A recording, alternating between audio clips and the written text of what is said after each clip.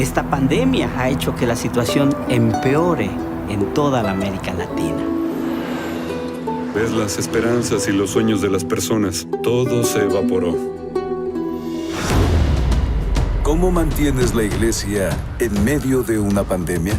Los hospitales están totalmente colapsados. Ya no hay camas para atender al enfermo. Me quiero ir para mi casa, porque aquí vivimos como indigentes. Era una situación tremenda, era una nube que me estaba rodeando. La mayor necesidad del corazón humano es espiritual. Estamos en todo el mundo para responder con la verdad, con la Biblia, con la palabra de Dios. Dios nos ha abierto puertas que nunca hubiéramos imaginado. La crisis no puede detener la obra de nuestro Señor.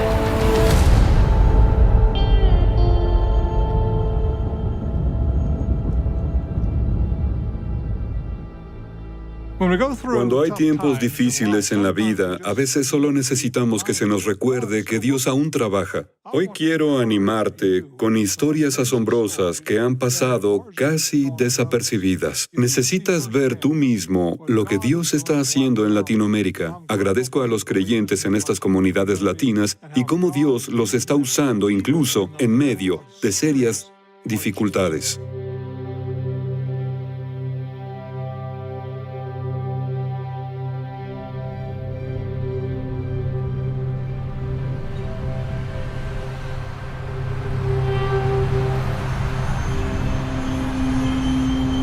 Venezuela, una vez fue la economía más rica de Latinoamérica y ahora está al borde del colapso.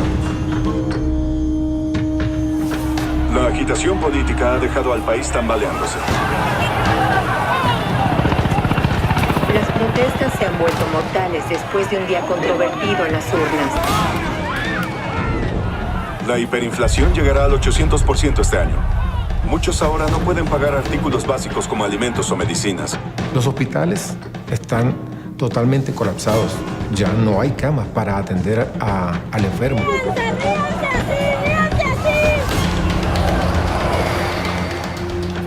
Comenzamos a ver el desarrollo de una crisis de refugiados. La frustración está aumentando. La situación en mi país está caótica.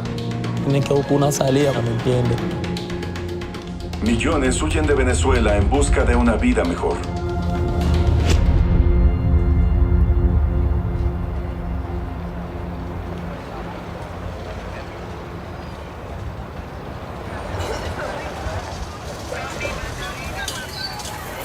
Estas personas tienen miedo y no esperanzas. Entonces no pueden traer sus vehículos. No, solo pueden traer equipaje.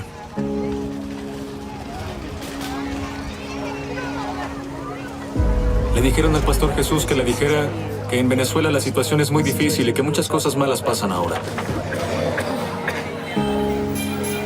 No tenemos trabajo, no tenemos comida, no tenemos medicina.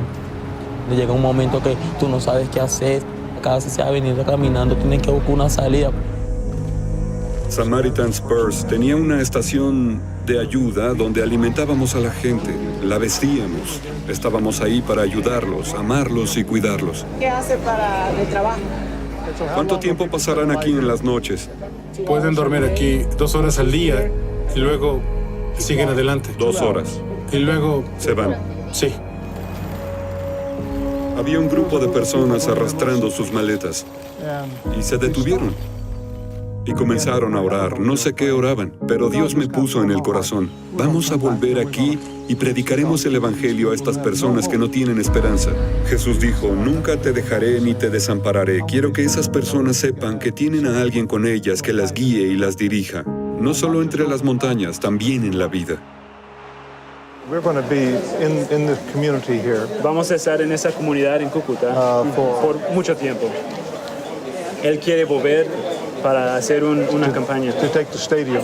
Para estar en el estadio en Cúcuta. En el estadio. Sería extraordinario. That would be extraordinary. Okay. Una de las cosas que respeto y amo sobre Franklin es su pasión. Uno puede decir que si el lugar tiene más crisis, ahí es donde queremos ir. Es un cierto modo decir, hagámoslo. hacía falta un evento, ¿sí?, de peso espiritual en nuestra ciudad. Entendimos que era el plan de Dios. Era un momento especial y de desahogo. Nuestra respuesta inmediata fue sí, que era el momento de Dios, que era el tiempo de Dios para nuestra ciudad.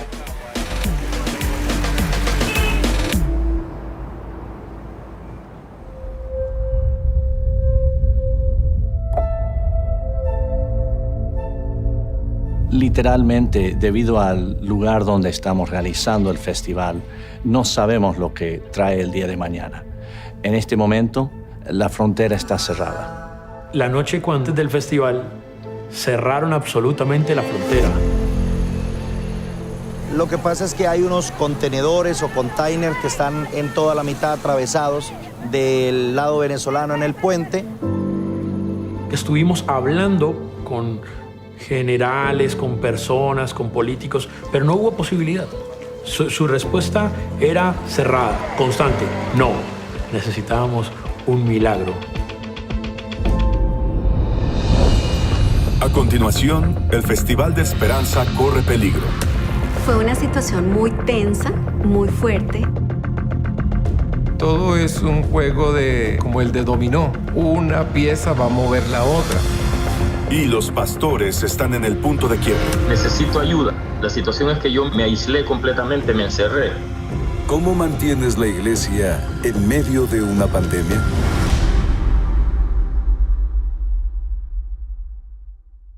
You can have a new life. Tú puedes tener una nueva vida. By putting your confidence and your faith in the cross of Jesus Christ. La Asociación Evangelística Billy Graham tiene una larga historia de trabajo en América Latina. La primera gira de mi padre se remonta a 1958. La Biblia dice que a pesar de nuestros pecados y rebeliones, la presencia de Billy Graham fue un terremoto espiritual en mi país. Fue una tremenda bendición porque despertó en nosotros el deseo de ganar almas. Tuvo esta visión del mundo. Las naciones necesitan el Evangelio y eso es posible. En América Latina tenemos ya rato experimentando un despertar espiritual. Dios te dará la vida eterna si vienes a Cristo esta noche. La gente está buscando de Dios como nunca antes. Gloria a Dios por eso. Puedes irte de aquí perdonando, con esa seguridad del cielo para la eternidad. Ahora no es el momento para decir, se acabó todo. No, les animo en el nombre de Cristo Jesús. Sigan adelante. Llevemos el Evangelio hasta los confines de la tierra en esta generación.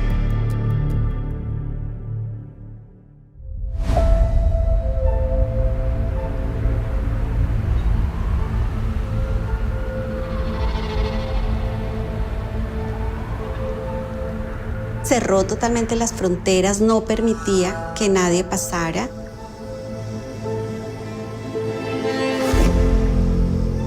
Eso limitó el proceso para que todas las personas que esperábamos de Venezuela pudiesen venir al Festival de Esperanza en Cúcuta.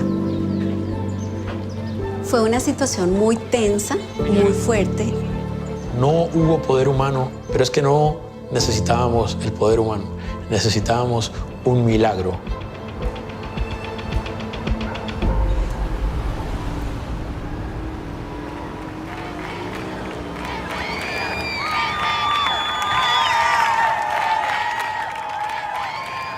En el día del evento, el Señor abrió la frontera. Dios se movió de una forma especial y gracias a Dios se dio continuidad. Obviamente habían muchos ciudadanos venezolanos y ellos pusieron su bandera de Venezuela y eso fue algo muy, muy, muy impactante. Hay un evento ocurriendo que ellos consideran su propio evento en Cúcuta, Colombia. Para ellos les pertenece este festival. Fue una ocasión maravillosa y Dios hizo esto. Dios nos juntó a todos, nos unió. Cuando saludábamos a nuestros invitados de Venezuela, era más fuerte todavía el ruido que con los colombianos. ¡Venimos de Venezuela! El estadio se llenó. El lugar que teníamos para el sobrecupo también se llenó. El mensaje se predicó, miles de ellos vinieron a Cristo. Dios lo hizo, Dios lo hizo. A Él sea la gloria. Qué noche más hermosa la de hoy. It is good to be in Cúcuta. Estamos muy alegres de estar en Cúcuta. God loves you. Dios te ama. And you've been wanting to find out how you can have peace with God. Tú has estado buscando la forma de tener paz con Dios. Tonight you can have peace with God through Jesus Christ. Esta noche tú puedes encontrar la paz a través de Jesucristo. La mayor necesidad del corazón humano es espiritual. Y cuando vimos la tragedia humana sucediendo, vimos que la mayor necesidad de toda persona que cruzó esa frontera era conocer a Jesucristo. No había otro regalo que pudiera dar que fuera más grande que presentarles a las personas a Jesucristo. Ven a Jesús esta noche. Ven a Jesús. Ven, te esperamos. Cuando llegamos al momento del festival fue un gozo, valió la pena todo ese sacrificio para dar el mensaje de nuestro Señor en un momento tan difícil. Amén. Amén.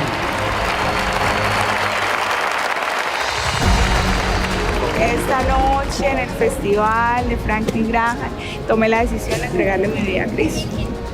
Hoy le puse todo eso que tengo en mi corazón, se lo dejé a Dios y que yo sé que sí existe. Yo he visto sus maravillas, sus grandes cosas que Él hace. Lo mejor que han decidido en su vida. Esto es lo máximo, esto es maravilloso. Esto hay que vivirlo. En esta noche me siento una mujer nueva, una mujer con una segunda oportunidad, sí, de vida. El festival dejó un mensaje importante, que es tu tiempo, es tu lugar. Y eso retó, desafió al cuerpo ministerial de Venezuela continuar dando ese mensaje del Evangelio y también desovar a la oveja. Vimos lo que Dios hizo en Cúcuta, Colombia, y lo alabamos y le damos gloria, y mucha gente se salvó. Pero al concluir esto en Cúcuta, nos dimos cuenta de que había mucho más que podríamos hacer por la comunidad hispana aquí en casa. Comenzamos a buscar tanto en Samaritan's Purse como en la Asociación Evangelística Billy Graham para ver qué más podíamos hacer por la comunidad hispana. Bueno, comenzamos la iniciativa hispana, en la que incluimos personas hispanas en todos los departamentos de la organización. Y estamos traduciendo nuestro material al español para que podamos usarlo aquí en Norteamérica, o usarlo en América Central o del Sur, o en cualquier lugar. Queremos llegar a más y más comunidades hispanas. Esto se ha vuelto mucho más crítico en un año como este, en el que las personas están en casa, en cuarentenas y cierres. Todo el mundo está sufriendo por el coronavirus, pero algunos lugares se han visto más afectados que otros. El coronavirus ha arrasado con muchas iglesias y en realidad no sé si tengo las palabras adecuadas para decirlo, pero ha destruido la vida de muchos pastores en Latinoamérica.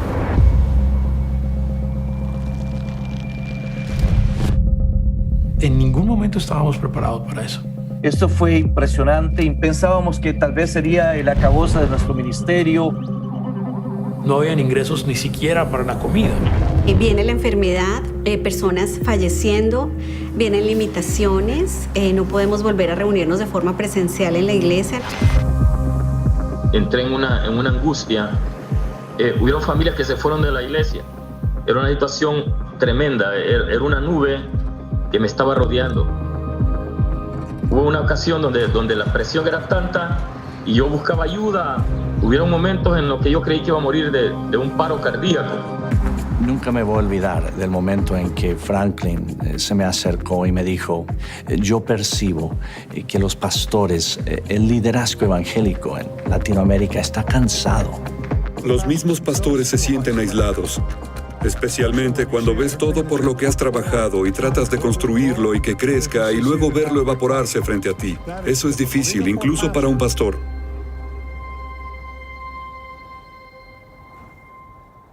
En una desesperación tremenda, no comía, no dormía, las 24 horas despierto, alerta.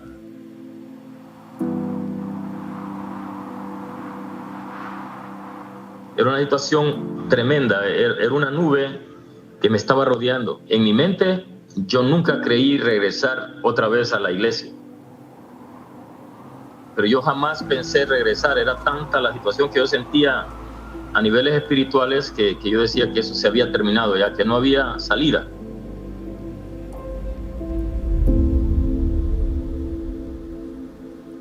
Sentimos una urgencia de acompañar a estos pastores. La Asociación Evangelística Billy Graham ha estado realizando conferencias llamadas Fidelidad Extrema alrededor de Latinoamérica y la idea ahora era tomar ese concepto y colocarlo online lo más rápido posible. Hemos diseñado programas en Internet para pastores, para animarlos y a sus congregaciones. Y creo que eso es extremadamente importante. A nombre de la Asociación Evangelística Billy Graham y Samaritan Spurs, querido pastor, queremos darle la bienvenida a Fidelidad Extrema más allá del COVID. Los programas de Fidelidad Extrema tienen el propósito de motivar, de capacitar, de movilizar a los creyentes para seguir cumpliendo la gran comisión en medio de los tiempos difíciles en que nos ha tocado vivir. Que a Dios nada le pilla por sorpresa, ni siquiera una pandemia de alcance universal. Escúcheme bien, hoy más que nunca nuestra humanidad necesita un mensaje de esperanza. Es que necesitamos cumplir con la misión que Dios nos ha dado.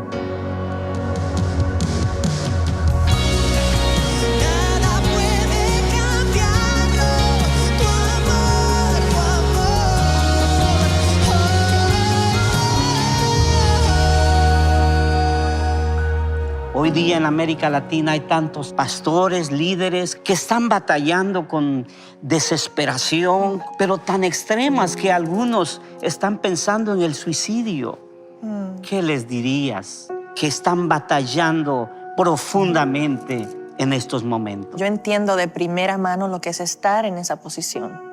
Hace alrededor de 2 años, cuando di a luz a mi hija, la más pequeña, estallé en una depresión postparto muy severa y uno de los síntomas graves que tuve fue pensamientos suicidas. Pero lo que más me lamento y me preocupa es el desánimo que hay en los pastores y los líderes. Y hay una necesidad muy grande de animarles y de abrazarles en este momento terrible. Es cierto que estamos viviendo unos tiempos inciertos. Es cierto que las circunstancias que nos rodean apuntan hacia nuestro fracaso. Pero es verdad que Jesús ya venció por todas esas circunstancias en la cruz del Calvario. Que no hay absolutamente nada que puede apartarnos. Uno de los elementos más importantes de estos programas era quién iba a responder a las llamadas. Necesitábamos un equipo grande, disponible y más que nada que entendían la situación de estos pastores. Nos asombramos cuando nos dimos cuenta que Dios de antemano ya había preparado el equipo perfecto. Teníamos un equipo increíble de hombres y mujeres en Venezuela que habían sido entrenados a través de los años.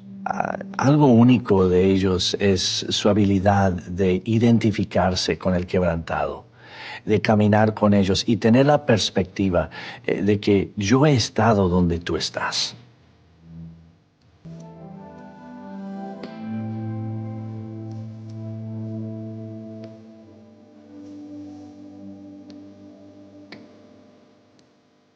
Fue para mí una emoción porque había una oportunidad de poder congregar a miles de personas para dar el mensaje del Evangelio.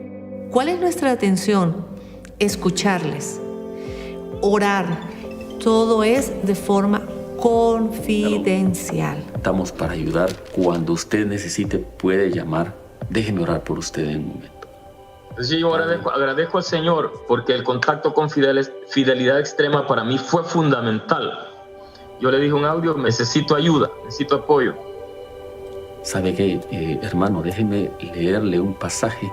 Filipenses 4:19 nos dice: mi Dios pues suplirá todo lo que os falta. Los llamé e inmediatamente recibí una respuesta y fue increíble. Ellos, en realidad, nos apoyaron muchísimo. Padre, en el nombre de Jesús, yo oro por su... Cuando te das cuenta que el equipo que está respondiendo a las llamadas en el programa de Fidelidad Extrema está en Venezuela, es inesperado. Piensas, espera un minuto, ellos son los que necesitan la oración. Pero yo creo que es justamente esa realidad que Dios usa con poder para dar credibilidad a ellos cuando ellos responden a la persona que llama quebrantado. Eso, saber de que la persona que me estaba atendiendo estaba atravesando quizá una situación, entonces podíamos hablar con mucha confianza del problema que yo estaba atravesando en ese momento. Puedo llorar con aquel, puedo sufrir con aquel, puedo fortalecerlo porque yo también he sido fortalecido. Y siempre la palabra que me daban era de ayuda, de fuerza, vas a lograrlo.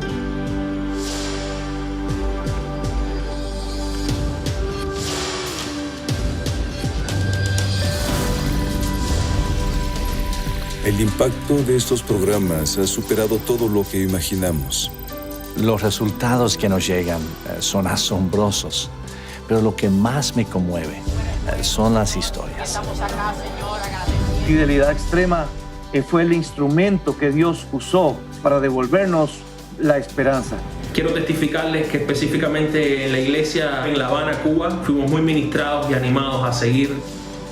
Yo nunca creí regresar otra vez a la iglesia, pero ya tenemos 5 meses de estar compartiendo la palabra presencialmente, cosa que para mí era totalmente imposible. ¿Quién dijo que iba a ser fácil? No es fácil, pero aún vale la pena. En tiempos de crisis todavía podemos ser la iglesia. La crisis no puede detener la obra de nuestro Señor. No dijo que en tiempos de abundancia, no. Dijo ir de predicar, y de verdad que es una gran oportunidad para dar el Evangelio. No retrocedemos, no nos refugiamos en una cueva. Dios quiere que ministremos a las personas en su nombre. Y creo que podemos hacer más de lo que hemos hecho.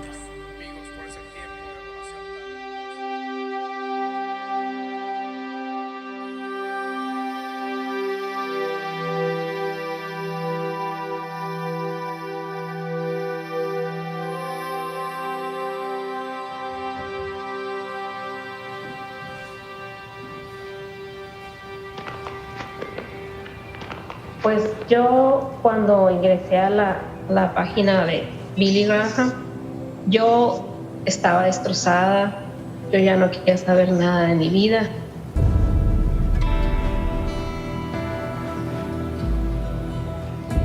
Y pues, fuimos sobreviviendo poco a poco, pero yo no veía esperanza, pues yo no veía de qué manera mantener a mis hijos. Y por eso quería acabar con mi vida. Crecí sintiendo que era un desastre, que era mala. Fue difícil. Siempre estuve tan enojada y recuerdo que buscaba respuestas, buscaba algo. Para mí esa etapa fue como la más dura, ¿no? Fue cuando busqué de Dios.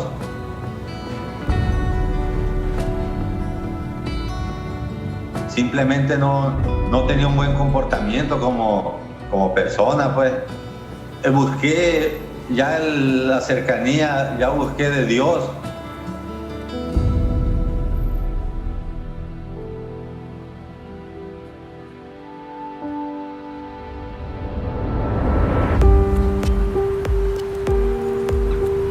Vivo en Estados Unidos, pero vengo de Puerto Rico. Mi primer idioma es el español.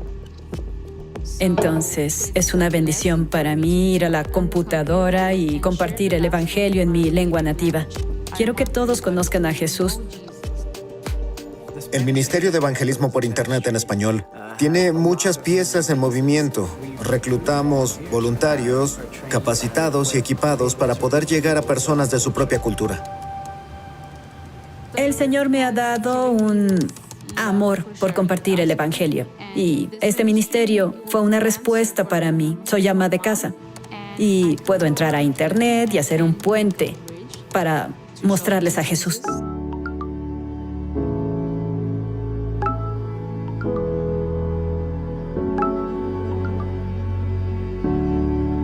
Recuerdo que estaba buscando respuestas. Quizás el problema era yo y tenía que hacer algo al respecto.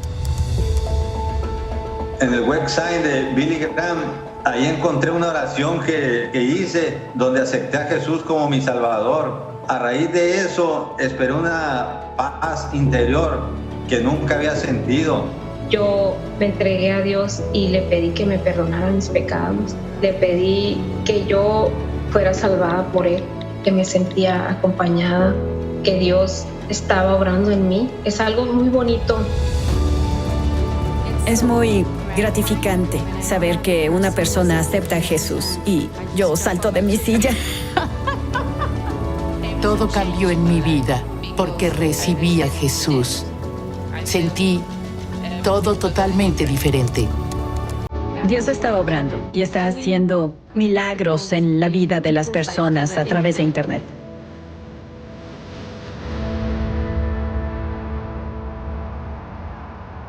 Estamos agradecidos al ver las historias de lo que Dios está haciendo.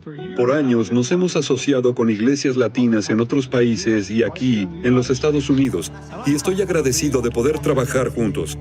Y queremos hacer aún más. Este año, lanzamos una nueva iniciativa para aumentar nuestro enfoque en los ministerios en español. Lo hacemos por internet a través del equipo de respuesta rápida de Billy Graham y a través de nuestros festivales de evangelismo. Gracias por estar con nosotros. Estas asociaciones son fundamentales para proclamar el Evangelio hasta los confines de la tierra.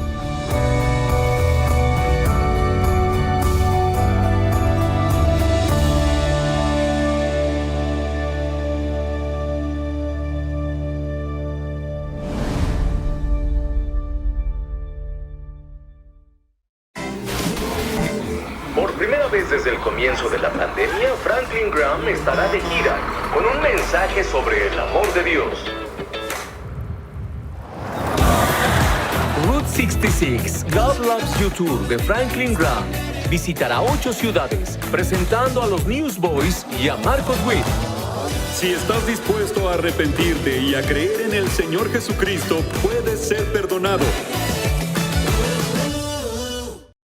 Cuando leemos las palabras de David en el Salmo 38, encontramos a este hombre santo y justo al final de sí mismo.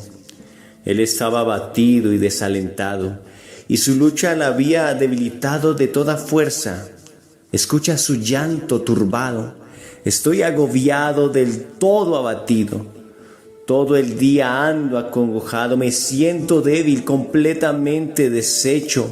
Mi corazón gime angustiado, late mi corazón con violencia, las fuerzas me abandonan, hasta la luz de mis ojos se apaga. Pero yo me hago el sordo y no los escucho, me hago el mudo y no les respondo. Soy como los que no oyen ni pueden defenderse. Salmo 38, 6 al 14. Cuando leí este salmo, me imagino que David se desplomó en la desesperación que estaba sufriendo. Quizás lo que le molestó más fue el no poder entender por qué repentinamente había caído tan bajo. Este hombre tenía hambre por el Señor. Derramando su corazón a diario en oración, él reverenció la palabra de Dios, escribiendo los salmos que ensalzaban su gloria. Pero ahora, en su estado depresivo, lo único que podía hacer era llorar. Señor, estoy al final de mi lazo y no tengo la menor idea por qué me acontece esto. Como muchos cristianos desalentados hoy, David trató de averiguar por qué se sentía tan vacío y quebrantado en espíritu. Él tal vez revivió cada fracaso, pecado y acto insensato en su vida. En algún punto él pensó: oh Señor, ¿será que todos mis actos descuidados me han dejado tan herido que estoy más allá de la esperanza? Finalmente David razonó que Dios lo estaba disciplinando. Él clamó: Señor, no me reprendas en tu enojo ni me castigues con tu ira, porque tus flechas me han atravesado y sobre mí ha caído tu mano. Por causa de tu indignación no hay nada sano en mi cuerpo. Por causa de mi pecado mis huesos no hallan descanso. Mis maldades me abruman, son una carga demasiado pesada. Permíteme señalar que David no solo escribió acerca de su propia condición en este salmo. Él describe algo que todos los amantes y fieles de Jesús en algún punto de su vida han confrontado. Él habla de estar bajo un ataque demoníaco, bajo una plaga espiritual del desánimo. Esta clase de espíritu desalentador viene directamente del vientre del infierno. Y el tiempo viene cuando cada creyente fiel es agobiado por esta experiencia repentina e inesperada. Ningún cristiano lo atrae a sí mismo, ni el Señor lo manda. Tal ataque generalmente no tiene nada que ver con ningún pecado o falla específica por el creyente. Simplemente el espíritu del desánimo es un arma potente de Satanás contra los elegidos de Dios. A menudo Él lo usa para tratar de convencernos de que la ira de Dios vino por nosotros mismos, al no dar la medida a sus estándares santos. Pero el apóstol Pablo nos insta a no caer en las trampas del diablo, para que Satanás no se aproveche de nosotros, pues no ignoramos sus artimañas. 2 Corintios 2:11. Pablo dice: tienen que ver su desánimo por lo que realmente es. Es un arma del demonio, una flecha que Satanás les dispara de su aljaba para hacerles dudar de sí mismos. Él sabe que no puede tentarnos para alejarnos de Jesús.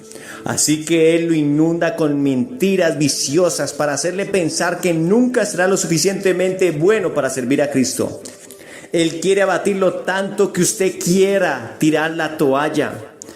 La debilidad, el dolor, el quebrantamiento, los problemas, inquietud, luto. Todas estas cosas inclinan el espíritu de David. Él sentía desánimo y un vacío sin dirección, como si él no aprendió nada a través de los años. Hasta la luz de mis ojos se apaga, dice el verso 10. David decía: he perdido mi entendimiento espiritual. Mi visión y revelación del Señor me han dejado. No puedo llegar a Dios como antes. Entiendo cómo se sintió David. He dirigido cruzadas evangelísticas en las cuales miles han venido a Cristo. También he ayudado a multitud de drogadictos y alcohólicos a la liberación en Jesús. Mi vida ha estado repleta de tales ricas bendiciones.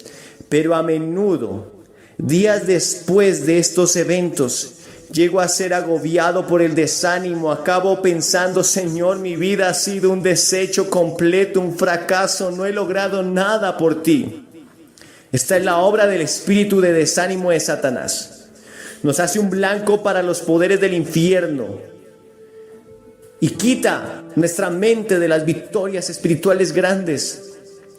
Este pesado espíritu demoníaco derribó a David tan bajo que estaba mudo ante la presencia de Dios.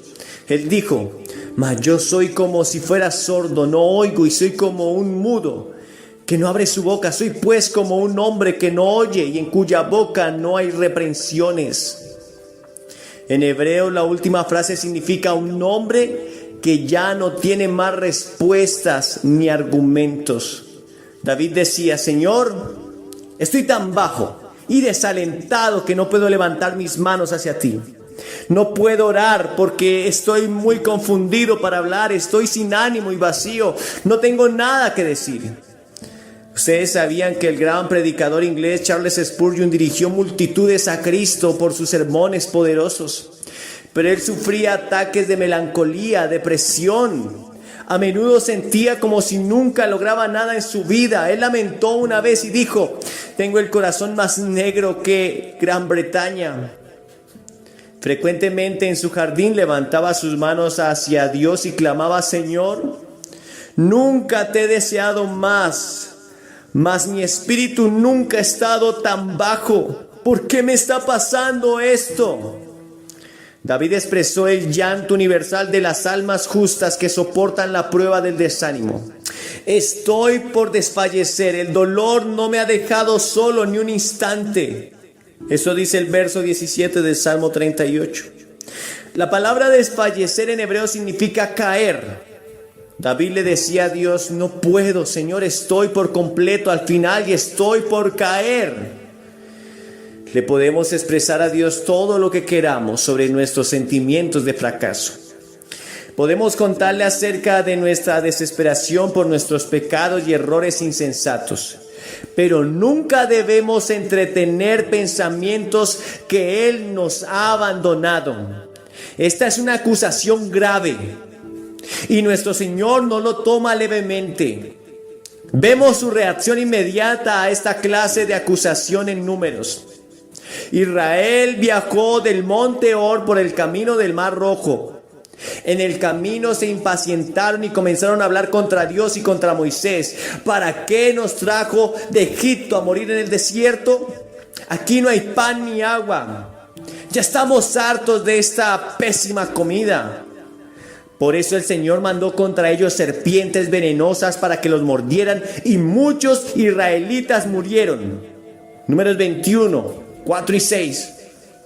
Cuando la Biblia me dice que mi amoroso Padre Celestial mandó serpientes venenosas a su propia gente y que ellos murieron de sus mordeduras, no puedo ignorar el mensaje muy claro. Dios no permitirá tal incredulidad entre sus elegidos. Después de todo lo que nuestro amoroso Señor ha hecho por nosotros, la acusación más dañina que podemos hacer contra Él es decir que Él nos ha abandonado. Debemos tener cuidado con tal incredulidad, especialmente en nuestros momentos difíciles. David es nuestro ejemplo de que alguien se mantuvo en fe. Aún en su punto más álgido y bajo, David no permitió revolcarse en la incredulidad. Proclamó: yo, Señor, espero en ti. Tú, Señor Dios mío, serás quien responda. No trates de maniobrar tu salida tú mismo. No intentes escapar al ataque por tus propios esfuerzos. Tú no estás a la altura del espíritu demoníaco que está contra ti. La batalla es más allá de tu habilidad humana o del poder físico para combatir. Ni lo puedes solucionar hablando con amigos o intentar vencerlo con libros, seminarios o consejeros. El conflicto está en el reino espiritual y se tiene que pelear en el espíritu. En su momento de desánimo, David no pudo entender por qué él estaba tan desanimado. Él preguntó: ¿por qué te abates, oh alma mía, y te turbas dentro de mí? Pero sus preguntas no dudaban de Dios. David realmente comienza el salmo expresando su sed profunda por el Señor, como el ciervo, como el venado brama por las corrientes de aguas. Así clama por ti, oh Dios, el alma mía. Mi alma tiene sed de Dios vivo. ¿Cuándo vendré y me presentaré delante de Dios? Eso es lo que dice el Salmo 42. En medio de su desánimo, David clamó por una revelación del Señor. Él decía: Dios, nunca antes había tenido más amor por ti. Tengo sed por ti como un venado corriendo por agua. Entonces, ¿por qué estoy tan desanimado si tengo sed por ti, Dios mío? ¿Por qué sufro tan agobiante desánimo si ahora siento que te anhelo más? Por supuesto, David experimentó en ocasiones la desesperación, la depresión a causa de su pecado. Él soportó la disciplina del Señor por su orgullo, cuando él contó a su ejército, lo cual estaba contra la ley de Dios. Y él sintió el dolor de la vara de Dios cuando él cometió adulterio con Betsabé y hizo arreglos para asesinar a su esposo. Su corazón se quebrantó con desaliento por el juicio que él le causó a su familia a causa de estos pecados. Así también muchos creyentes están desalentados hoy a causa de sus pecados. Algunos están deprimidos porque el Espíritu Santo ha querido traerlos en victoria, pero ellos se resisten. Ellos han escogido la manera carnal. Y eso siempre lleva a la aflicción y al desánimo. Sin embargo, yo me dirijo a creyentes arrepentidos aquí, los que buscan a Dios con todo su corazón. Estos siervos fieles que son tomados por una clase diferente de desánimo. Esta clase cae sobre ellos repentinamente de la nada por ninguna razón aparente, dejándolos totalmente enmudecidos. Sí, esto es cierto de ti. Puedes estar absolutamente seguro que estás bajo un ataque. Satanás ha mandado una nube de desánimo para agobiarte. Y él tiene sus razones para hacerlo. Verás, el desánimo es una de las herramientas más devastadoras del diablo. En sus ataques a los santos con hambre por el Espíritu Santo, ha sido el arma preferida del enemigo por siglos contra los elegidos de Dios. Desde el día que llegaste a la seriedad con las cosas de Dios, determinando en tu corazón conocer a Cristo en su plenitud, Satanás ha procurado desalentarte. Él te ha visto cavar más profundo en la palabra de Dios todos los días. Te ha visto cambiar, creciendo y venciendo toda mundanalidad. Así que te ha hecho un blanco fuerte de su ataque. Y créeme que ese ataque vendrá. Ahora mismo puedes ser capaz de alabar a Dios con vigor en la iglesia diciendo: este es el día de más gozo que he tenido. Pero ten cuidado con lo que viene mañana. Satanás usará su arma más poderosa, el desánimo, para tratar de derribarte. Sin embargo, cuando el ataque venga, no pienses que es extraño. Dios permite esta clase de prueba con todos sus santos ardientes, pero escribe: amados, no se sorprendan del fuego de prueba que les ha sobrevenido como si alguna cosa extraña les aconteciese. 1 Pedro 4:12. El desánimo es una prueba de Dios que su pueblo ha soportado durante siglos. Vaya a la oración dándole tiempo al Espíritu Santo para hacer su obra. Cuando estás bajo el ataque del espíritu de desánimo del enemigo, no sentirás deseos de orar, pero debes ir al lugar secreto y estar en la presencia de Jesús. No es necesario tratar de orar tu salida de la desesperación. Este es el momento para que el Espíritu de Dios esté sobre ti. Es su trabajo sacarte del abismo. Cuando vayas al Señor, sé honesto con Él. Dile lo débil e impotente que te sientes. Déjale saber: Jesús, estoy seco. Ya no tengo más fuerzas. Si voy a salir de esta depresión, tú tendrás que hacerlo. En tales momentos bajos, el Señor es muy paciente con nosotros. Él no espera que ejerzamos algún esfuerzo intenso y ferviente en oración. Él conoce nuestra condición y Él se compadece de nosotros. Por lo tanto, siéntate en su presencia y confía en su Espíritu para realizar en ti lo que Él fue mandado a hacer. No importa cuán bajo te encuentres, Él nunca te abandonará. Tenemos la noción de que cada vez que fallamos al Señor, el Espíritu Santo vuela como un pajarillo y se va de nosotros. Algunos puritanos adivinos enseñaron esto. Ellos creyeron que el Espíritu de Dios sale de los cristianos por una temporada cuando Él se aflige con ellos. Yo nunca pude entender ni aceptar esa doctrina. ¿Cómo el Espíritu de Dios puede abandonarme cuando más lo necesito? Si Él me abandona cuando fallo y caigo profundo en el desánimo, ¿cómo Él podría ser mi consolador? Eso no daría consuelo alguno. De hecho, me dejaría bajo el poder de Satanás. Igualmente, si el Espíritu Santo es el santificador de mi alma, ¿cómo Él podría hacer su obra en mí si entra y sale de mi vida cada vez que fallo? ¿Cómo podría haber mi pecado sin la presencia del Espíritu Santo y su convicción? ¿Cómo podría saber cómo cambiar si Él no está para indicarme y dirigirme? Oh, no.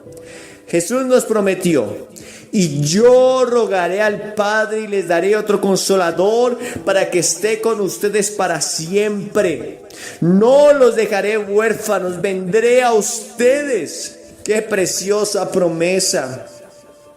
Cuando el espíritu de desánimo del diablo esté presente en tu vida, puedes estar tan turbado que ni siquiera puedes susurrar una oración.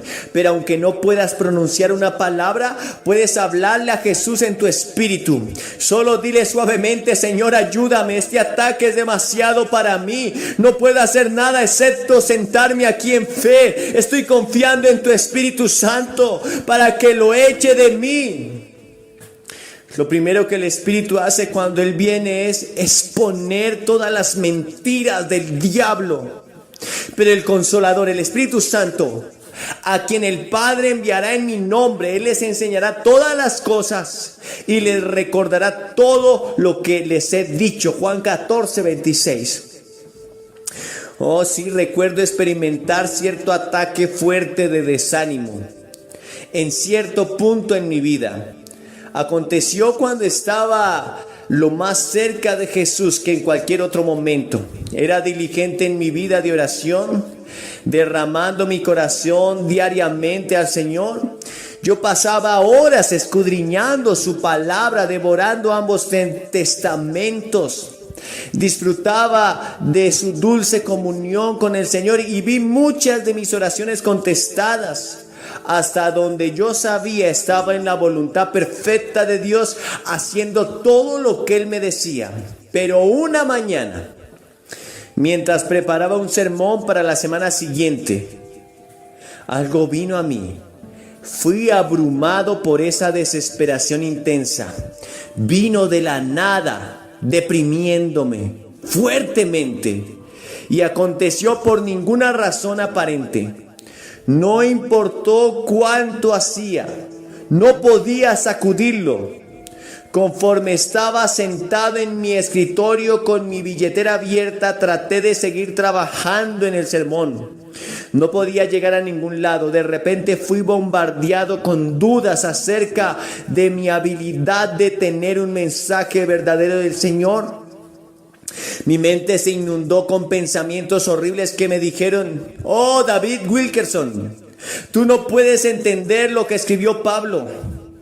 Tú no entiendes el concepto del hombre viejo y el hombre nuevo. Tú no has comprendido morir al pecado cuando el pecado existe todavía. ¿Cómo te atreves a presumir que puedes predicar la santa palabra de Dios? Y me senté allí por 3 horas. Determinando a excavar un mensaje, pero nada venía.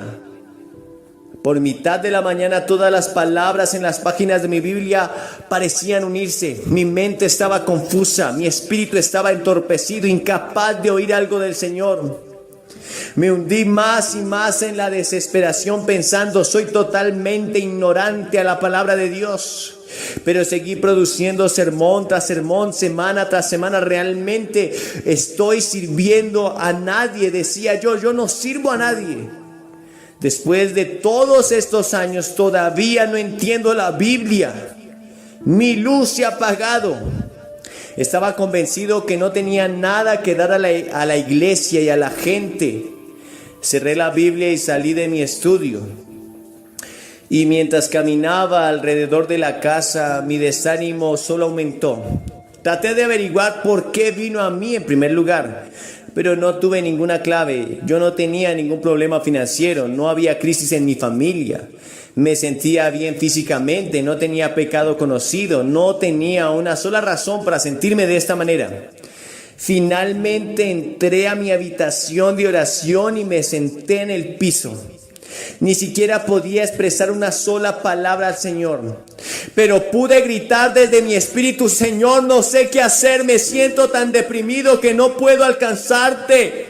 Más aún yo sé que nunca te he amado más que ahora mismo. ¿Por qué me acontece esto? Por favor, Dios, ayúdame. Cuando el diablo viene con su espíritu de desánimo, él te bombardea con una mentira tras otra. Él te miente acerca de tu matrimonio, de tu familia, de tus amistades, de tu llamamiento, de tu caminar con el Señor. Entonces él comienza a traer a tu mente cada pecado y fracaso y cosa insensata que hayas hecho. Antes que él termine, estás llorando: oh Dios, jamás venceré. Esto es exactamente lo que el diablo me hizo a mí. Mientras oraba, soporté su bombardeo de mentiras infernales por casi media hora. Fue cuando la voz suave y apacible de Dios penetró a mi espíritu. Él lo habló a mis palabras llenas de amor y compasión. David Wilkerson, eres grandemente amado. No te preocupes, mi amado. No te preocupes, mi mano está sobre ti. Estás bajo un ataque severo, pero no tienes por qué temer. No necesitas ningún esfuerzo propio para esta batalla. Tengo todo lo que necesitas. Aleluya. Lo primero que el Espíritu hace en tales ocasiones es traer su recuerdo de todas las promesas de Jesús. Y así lo hizo conmigo. Él inundó mi alma con docenas de promesas que sabía de la palabra de Dios, y Él me aseguró: tu vida no ha terminado. Tú no lo sabes, pero apenas has comenzado. Lo mejor está todavía delante de ti. Mi espíritu se elevó dentro de mí. Cuando me paré, yo pensé: ¿por qué aguanté todo este desánimo? Esto no es de mi Señor. Es la obra del Espíritu Santo. Él deshace las mentiras del enemigo y trae ánimo de lo alto. Atrévete a creer las cosas increíblemente buenas del Espíritu Santo que Él te va a decir. Muchos cristianos entran a la presencia de Dios todos los días anticipando ser reprobados por Él. ¿Cómo debe afligir esto a nuestro Señor? Cuando estamos en oración debemos estar preparados para oír una palabra buena de nuestro Padre amoroso. Pero muchos creyentes realmente lo están. Viví de esa manera por años. Cada vez que entraba a mi habitación de oración, yo esperaba oír un reproche del Señor. Gracias a Dios, Él me ha enseñado una mejor manera. Por otro lado, hay denominaciones que evitan cualquier mención de un reproche santo. Mencionan muy poco acerca del pecado, porque ellos quieren predicar solo los mensajes positivos y optimistas. En el proceso ellos ignoran todas las reprensiones de convicción que dan vida, que habló Cristo y sus escritores del Nuevo Testamento. Tales iglesias dicen predicar un evangelio del amor, la misericordia y la gracia, pero tristemente abusan de la gracia de Dios tomándola como una licencia para pecar. Estoy consciente que no escribo este mensaje a esa clase de gente. Al contrario, me dirijo a cristianos vencedores, quienes evitan el pecado como una manera de amar al Señor. Hablo a los que disfrutan de la intimidad con Cristo, porque ellos tienen hambre y sed por Él constantemente.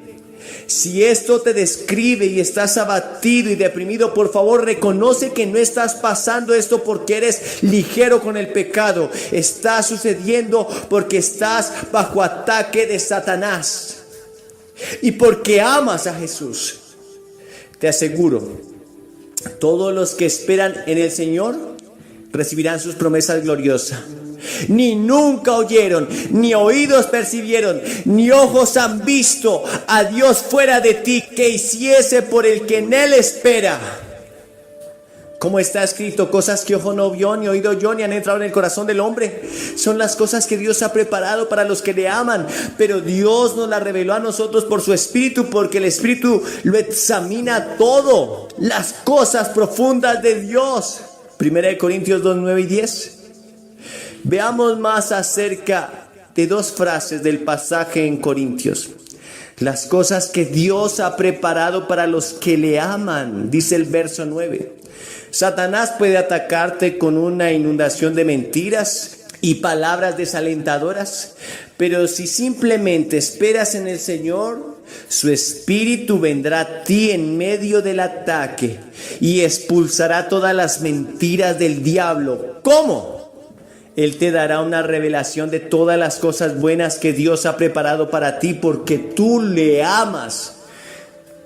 Nuestro Señor tiene un plan maravilloso para cada uno de sus hijos que le ama. Y ningún ataque satánico podrá alterar jamás esos planes contra sus hijos. Dios sabe las penas, las luchas, las aflicciones que enfrentamos hoy. Pero Él también sabe las cosas gloriosas que Él ha trazado para nosotros. Él sabe la revelación que recibiremos, la utilidad que gozaremos, el fruto que veremos, el gozo y la paz que poseeremos. Él tiene una palabra buena para todo aquel que le ama. Dios nos la reveló a nosotros por su Espíritu, dice el verso 10. El Señor desea mostrarnos su palabra buena acerca de lo que Él ha preparado para nosotros. Y su Espíritu es el mensajero que trae esa palabra buena. El Espíritu Santo dará alas a nuestro espíritu decaído con la revelación de Dios para nosotros y volaremos como las águilas saliendo de las trampas de Satanás. Escucha estas palabras. Estas maravillosas palabras de Isaías. ¿No has sabido? ¿No has oído? Que el Dios eterno es Jehová, el cual creó los confines de la tierra. Él no desfallece ni se fatiga con cansancio, y su entendimiento no hay quien lo alcance. Él da esfuerzo al cansado y multiplica las fuerzas al que no tiene ningunas. Los muchachos se fatigan y se cansan, los jóvenes flaquean y caen, pero los que esperan en Jehová tendrán nuevas fuerzas, levantarán las alas como las águilas, correrán y no se cansarán, caminarán y no se fatigarán. Hermosos versos de Isaías 40, verso 28 al 31. Esa es la obra del Espíritu Santo, alentarnos. Nuestro trabajo es simplemente confiar en que Él cumplirá lo que el Padre le ha mandado hacer. Ve a tu habitación secreta ahora mismo, aún en tu estado de desaliento, y calla ante el Señor. Aunque no tengas fuerzas suficientes para hablar, lo puedes alcanzar en el Espíritu. Dile a Él en oración: Señor, yo sé que tu Espíritu habita en mí, y yo sé que lo mandaste para alentarme, reforzarme y revelarme la mente de Cristo. Así que, Espíritu Santo, acudo ahora mismo a ti en fe sencilla, infantil. Habla a mi corazón palabras de consuelo. No me quedan fuerzas, tendrás que levantarme y dirigirme. Y el Espíritu de Cristo no permitirá que seas engañado. Él te mostrará las cosas buenas que Dios tiene por delante para ti. Pero debes atreverte a creer que Él te hablará. No vayas a desmayar. Vas a salir de tu prueba más victorioso, porque tu fe se ha probado y tratada como oro, y verás que el Señor cumplirá cada promesa que Él te ha hecho. Debes ir a buscar. ¿Está el poder del mundo entero en manos de unas pocas familias poderosas que controlan todo? ¿Acaso el anticristo surgirá de entre este grupo de personas para dominar a la humanidad y cumplir con las profecías bíblicas? Estoy hablando de los Illuminati, una sociedad secreta que surgió en Alemania en el año 1776, y en el vídeo de hoy vamos a descubrir qué se esconde detrás de este grupo, cuáles son los símbolos que utilizan y las razones que nos llevan a creer que todo puede estar relacionado con las profecías del Apocalipsis. Pero antes de comenzar, quiero pedirte que te suscribas a mi canal, porque todos los días quiero ayudarte en tu camino con Dios. Así que haz clic en el botón de suscripción y activa la campana que aparecerá a un lado. ¿Listo? Entonces vamos a empezar. Según las creencias, el grupo de los Illuminati fue creado con la intención de establecer un nuevo orden mundial, uniendo los poderes políticos, económicos y religiosos. El 1 de mayo de 1776, 5 hombres se reunieron en una ciudad del Reino de Baviera, en la actual Alemania, y pactaron crear una sociedad secreta, Esta sociedad se llamaría Illuminati, y el líder de estos 5 hombres era el abogado Adam Weishaupt. Influenciado por las ideas de la Ilustración, Weishaupt quería crear un nuevo mundo basado en el conocimiento y la educación. Propuso algo grandioso: que los pueblos de todas las naciones se unieran en una sola creencia y crearan una única forma de gobierno, conocida como el Nuevo Orden Mundial. Desde entonces, esta idea ha influenciado a muchos pensadores y artistas de diversas maneras. Un gran ejemplo de esto fue el cantante John Lennon, quien escribió la famosa canción en la que pedía que imagináramos un mundo sin naciones, religiones y guerras. La característica más notable de los Illuminati es su forma interesante de manipular a las personas, especialmente a las más ricas, inteligentes y poderosas. La prueba de ello es que poco tiempo después de su constitución, el grupo de los Illuminati ya reunía a miles de miembros en diversos rincones de Alemania, lo que llevó al gobierno a perseguir a estas personas y arrestarlas bajo la acusación de conspiración contra la patria. En aquel entonces se firmó un decreto prohibiendo la creación de sociedades secretas en el país, y los Illuminati fueron considerados extintos. Pero seamos sinceros, hermanos, ¿cómo podría el gobierno de Alemania garantizar que una sociedad secreta que involucraba a tantas personas ricas, poderosas e inteligentes simplemente acabara porque se había creado una ley en su contra? Es mucho más fácil creer que estos grupos se expandieron aún más y hoy están en todos los rincones del mundo buscando cumplir su objetivo de unificar el mundo y conquistar el control absoluto del planeta. Según quienes creen en la existencia de este grupo secreto, la influencia de los Illuminati en los Estados Unidos fue tan grande que varios de sus símbolos están impresos en el billete de $1. El presidente Roosevelt, uno de los miembros más poderosos de la masonería estadounidense, aprovechó el diseño del billete para incluir toda esta información como una pista para nuevos proyectos de los Illuminati. Algunos creen que los herederos de este grupo secreto administran hoy las finanzas, la prensa y la política internacional en todo el mundo. Además, hay algunos símbolos aún en uso en la actualidad que serían pruebas de que los Illuminati existen y nos están vigilando. El primer símbolo, la pirámide, para los Illuminati representa una jerarquía. En el billete de $1, por ejemplo, tiene 13 niveles que supuestamente representan 13 linajes familiares que aún controlan a la humanidad. Muchos creen que el 99% de la población mundial es gobernada por el 1% que posee toda la información y el poder. Además, estas familias poseen el 70% de toda la riqueza del planeta, y observa que esta pirámide no está completa, lo que indica que la secta de los Illuminati aún no ha alcanzado sus objetivos en el mundo, que se completarían con la llegada del Anticristo y el establecimiento del nuevo orden mundial.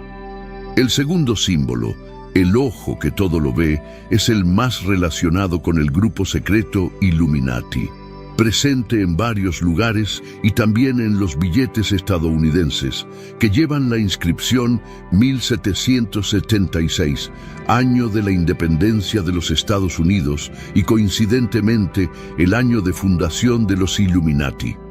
El ojo que todo lo ve simboliza al gran arquitecto que observa todo lo que hacemos. El tercer símbolo, la llama eterna, es quizás el símbolo más fuerte de los Illuminati, transmitiendo la idea de que los miembros de este grupo secreto son los verdaderos.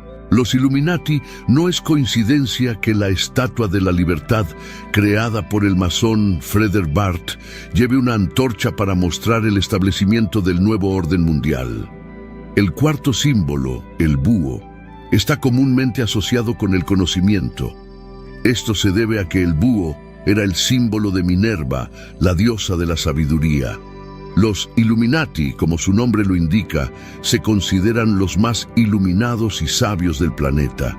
El quinto símbolo, el obelisco, En las culturas paganas, los obeliscos simbolizan el control de la autoridad sobre el pueblo. Los Illuminati usan los obeliscos para simbolizar su poder incomparable y gigantesco, colocando obeliscos en casi todas las grandes ciudades del mundo. ¿Cuántas veces has admirado un obelisco sin sospechar que podría ser un símbolo de este grupo? El sexto símbolo, el pentagrama invertido, es conocido por su asociación con lo oculto y los rituales satánicos.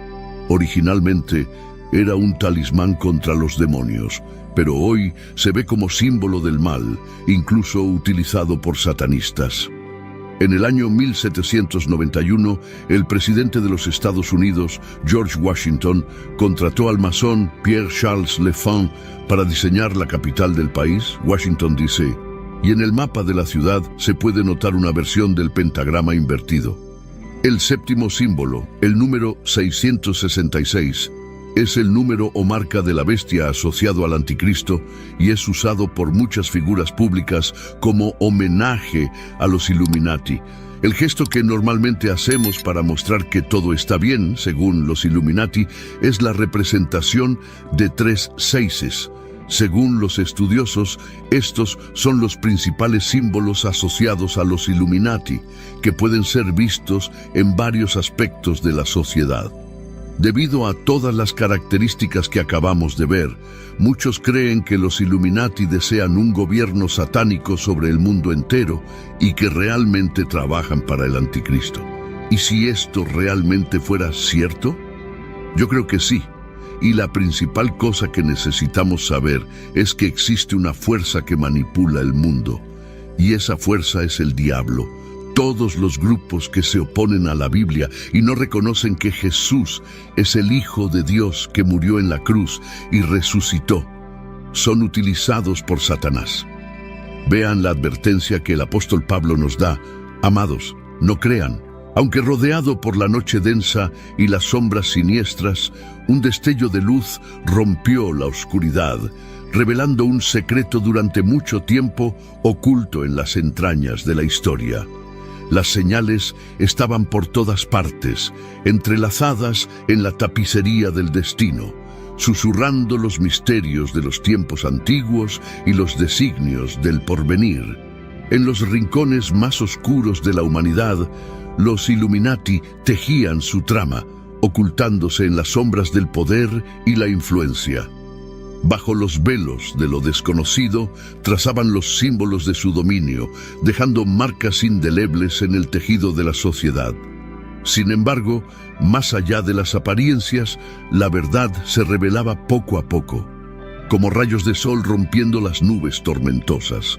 Los ojos atentos percibían los enigmas entrelazados en los monumentos antiguos, en las monedas de intercambio y en los gestos aparentemente inocentes. Detrás del brillo del oro y la opulencia de los tronos se alzaba una fuerza oscura, alimentada por la codicia y la ambición desmedida. Los Illuminati, hábiles manipuladores de mentes y destinos, urdían sus planes en las sombras, buscando someter al mundo a su voluntad. Pero la luz de la verdad nunca puede ser extinguida, y aquellos que buscan ver más allá de las apariencias encuentran las respuestas ocultas en las entrelíneas de la historia. Cada símbolo, cada marca, es un eslabón en la cadena que une el pasado con el presente, lo oculto con lo manifiesto. Y así, mientras el mundo se sumerge en las tinieblas de la incertidumbre, hay quienes permanecen vigilantes, listos para desentrañar los secretos ancestrales y desafiar el poder opresor de aquellos que habitan en las sombras. Porque, al final del día, es la luz de la verdad la que triunfará sobre las sombras de la mentira y la manipulación. En todo espíritu, pero examinen los espíritus para ver si son de Dios, porque muchos falsos profetas han salido al mundo. Ustedes pueden reconocer el Espíritu de Dios de esta manera. Todo espíritu que confiesa que Jesucristo ha venido en carne procede de Dios, pero todo espíritu que no confiesa a Jesús no procede de Dios. Este es el espíritu del anticristo, del cual ustedes han oído que viene y ahora ya está en el mundo. Esto muestra que la organización que manipula el mundo entero no es humana, es espiritual. El diablo simplemente usa a las personas para llevar a cabo sus planes. La Biblia dice que nuestra lucha no es contra los seres humanos, sino contra Satanás y sus demonios. Y aunque exista este grupo secreto llamado Illuminati, ellos no son más poderosos que Dios y por eso no necesitamos tener miedo de ellos. Amén. Sé que podemos sentirnos impotentes con tantas noticias de que el mal se está extendiendo por el mundo y que estamos siendo manipulados por organizaciones tan poderosas. Pero Jesús dejó muy claro que el diablo, el príncipe de este mundo, ya está condenado. Él puede intentar parecer fuerte, pero sabe que su destrucción está cerca y por eso está haciendo todo lo posible para llevar a las personas a la perdición. Por eso, mi querido hermano y hermana, entreguen su corazón y su vida a Jesús, porque solo Él tiene poder para destruir al enemigo. Dejen que Cristo gobierne sus vidas y también tengan mucho cuidado de no perder el enfoque, porque la Biblia dice que debemos estar preparados para el regreso de Jesús y no para la llegada del anticristo. Ok, vean lo que Cristo mismo dijo. Velen porque no saben en qué día vendrá su Señor. Entiendan esto. Si el dueño de la casa supiera a qué hora de la noche vendría el ladrón, estaría en guardia y no dejaría que su casa fuera saqueada. Así también ustedes deben estar preparados, porque el Hijo del Hombre vendrá en una hora en que menos lo esperen. Amén. Continuando la historia, los fieles se reunían en oración y meditación, buscando la luz divina para guiar sus pasos en medio de las tinieblas que envolvían al mundo. Conscientes de la batalla espiritual que se libraba más allá de las apariencias, permanecían vigilantes, fortaleciendo su fe y resistiendo las artimañas del maligno. En cada hogar, en cada comunidad, el llamado a la verdad resonaba como un grito de esperanza, despertando corazones adormecidos y alimentando la llama de una fe inquebrantable. Era el momento de unir fuerzas, de mantenerse firmes en la verdad y la justicia, sin sucumbir al miedo o la incertidumbre. Mientras las sombras se alargaban sobre la tierra, los hijos de la luz se alzaban con valentía, decididos a enfrentar el mal con el poder del amor y la verdad. No se dejarían seducir por las promesas vanas del mundo, ni se inclinarían ante la tiranía de las tinieblas. Con los ojos puestos en el horizonte de la eternidad, se preparaban para la batalla final, donde el bien y el mal librarían el combate definitivo por el destino de la humanidad. Sabían que la victoria ya estaba asegurada para aquellos que permanecieran fieles hasta el final, pues el poder divino era más grande que cualquier fuerza de las tinieblas. Y así, entre oraciones y alabanzas, entre lágrimas y sonrisas de esperanza, los creyentes seguían su camino, confiados en la protección divina que los guardaba en medio del torbellino de desafíos y adversidades. Pues sabían que, al final, la luz siempre triunfaría sobre las tinieblas y el amor de Dios prevalecería para siempre. Si te ha gustado este mensaje, por favor, compártelo en los comentarios lo que has aprendido con el video de hoy. Y también compártelo en los grupos de WhatsApp. Vamos a difundir la palabra de Dios juntos. Además, no te olvides de suscribirte a mi canal para que pueda ayudarte en tu camino con Dios. Un gran abrazo y que la paz del Señor esté contigo todos los días. Si hay algo en lo que los científicos están de acuerdo, es que el planeta Tierra tiene un plazo de vida limitado. Astrónomos, biólogos, físicos, geólogos, científicos nucleares, agrónomos, entre otros, han analizado las posibilidades de eventos que podrían poner fin definitivamente a la vida en la Tierra. Algunos ejemplos de estos posibles eventos incluyen amenazas de guerra nuclear, colisión con asteroides gigantes, plagas, hambruna, escasez de agua, cambios climáticos, entre otros. Todo esto es bastante posible, ya que naciones como Irán, China, Corea del Norte y Rusia han anunciado tener armas químicas disponibles para su uso en cualquier momento. En el año 2016, el expresidente de los Estados Unidos, Barack Obama, anunció que el próximo objetivo del programa espacial estadounidense sería una misión tripulada a Marte. Aunque se preveía que esto sería posible hasta 2030, colaboraciones sin precedentes con empresas privadas como SpaceX del multimillonario Elon Musk han permitido acelerar estos planes cada vez más. Es posible que la misión se lleve a cabo antes de lo previsto. A diferencia de la carrera espacial que supuestamente llevó al hombre a la Luna, la misión a Marte no tiene como objetivo reforzar la importancia de un gobierno o país específico. Estados Unidos y Rusia, antiguos enemigos que competían entre sí, unieron fuerzas en septiembre de 2017 para construir una base espacial en la órbita de la Luna. Una etapa crucial en el plan para enviar misiones tripuladas a Marte. La inversión realizada por los gobiernos y empresas involucradas en este proyecto, tanto en tiempo como en trabajo y dinero, es inmensa. Todo este esfuerzo ciertamente no se realiza por simple curiosidad. Entonces, la pregunta que surge es ¿por qué gastar cientos de miles de millones de dólares en una misión casi imposible que enviará personas a otro planeta sin expectativas de retorno? La razón, que nunca será aclarada en ningún lugar, es simplemente una. La única garantía de supervivencia de la especie humana es abandonar el planeta Tierra y encontrar otro lugar para vivir. Según Barack Obama, las misiones a Marte nos enseñarán cómo los humanos pueden vivir lejos de la Tierra. Pero piensa conmigo en algo, ¿no sería mejor invertir todo ese dinero en mejorar la vida aquí en la Tierra? La respuesta es no. Si la conclusión de los científicos es que en cualquier momento nuestro planeta podría dejar de existir o volverse inhabitable. Elon Musk, uno de los más comprometidos con el proyecto de la jornada a Marte, afirmó que colonizar el planeta rojo es esencial para preservar la raza humana y garantizar la continuidad de la civilización.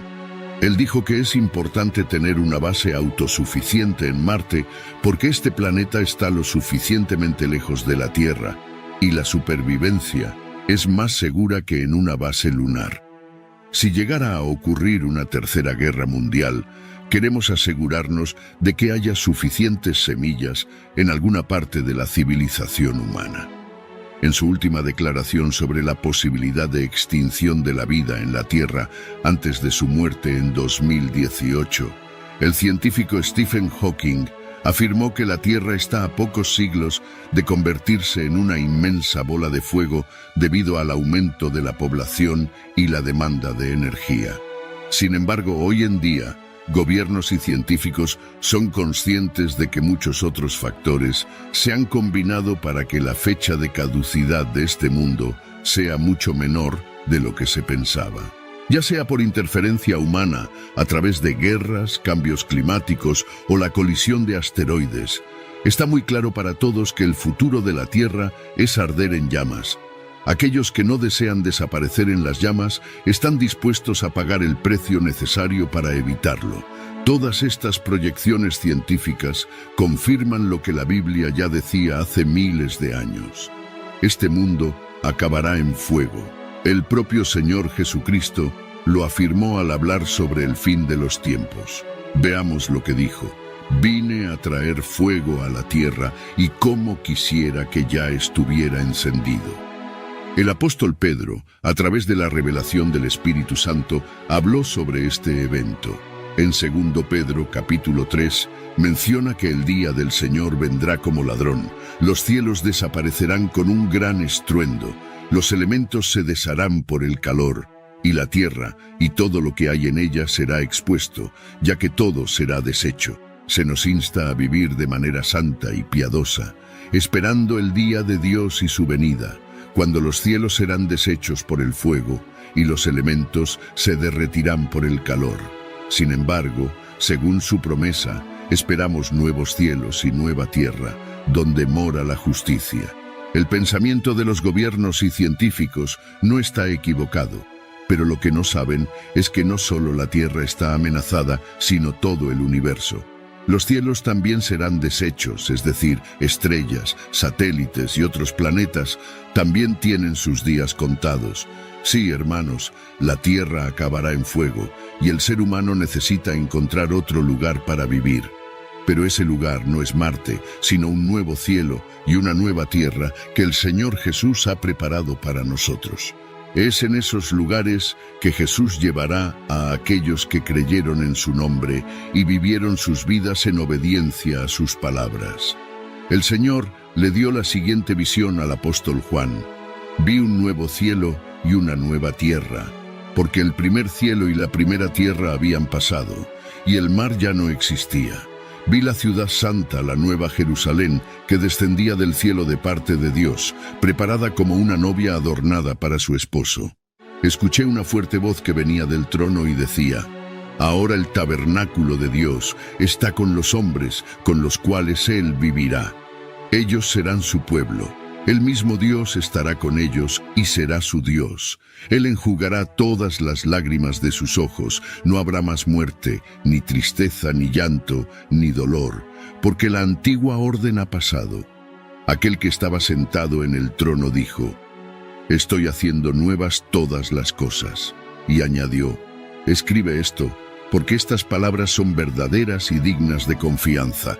A diferencia de lo que muchos piensan, no necesitas ser parte de ningún proyecto espacial para ser salvado del fin del mundo que conocemos hoy. Tampoco necesitas ser amigo de ningún multimillonario que quiera llevar a las personas al espacio. Lo que debes hacer es entregar tu vida a Jesucristo y convertirte en su amigo íntimo, porque no serán los dólares ni los cohetes los que salvarán tu alma cuando llegue el fin, sino la sangre del Cordero, que fue derramada en la cruz hace 2000 años.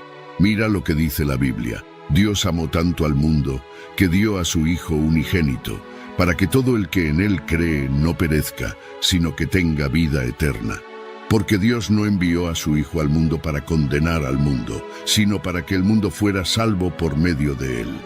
El que cree en Él no es condenado, pero el que no cree ya está condenado por no creer en el nombre del Hijo unigénito de Dios. Aleluya. Voy a explicarte exactamente lo que todo esto significa.